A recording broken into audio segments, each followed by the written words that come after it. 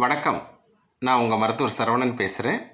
இன்று ராமநாதபுரம் மாவட்டத்தில் உள்ள சுற்றுலா தலமான காரங்காடு சதுப்பு நில காடுகளின் காணொளியை இப்பொழுது காண்போம்.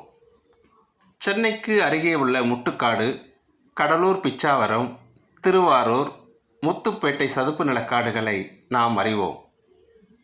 இவற்றிற்கு இணையாக ராமநாதபுரம் தொண்டி அருகே காரங்காட்டில் எழில் கொஞ்சும் சதுப்பு நிலக்காடுகள் கடற்கரையை ஒட்டி அமைந்துள்ளன.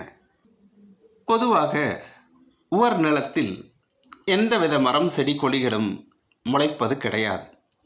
ஆனால் சுரப்புன்னை மரங்கள் மூலம் இந்த அலையாத்தி காடுகள் பல்வேறு நீர்வாழ் உயிரினங்களுக்கு உயிர் ஆதாரமாக உள்ளது.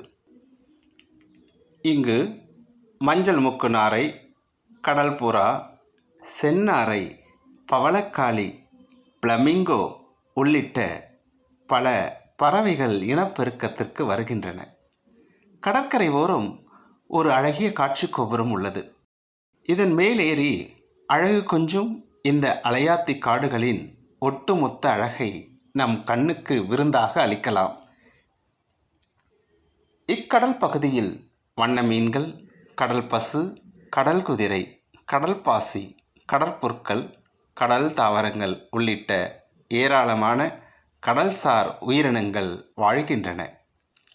இந்த அலையாத்தி காடுகளின் அழகை மிக அருகில் சென்று ரசிக்க படகு சவாரி மிகவும் பாதுகாப்பு அம்சங்களுடன் சுமார் 2 கிலோமீட்டர் தூரம் வரை ஏற்பாடு செய்யப்பட்டுள்ளது.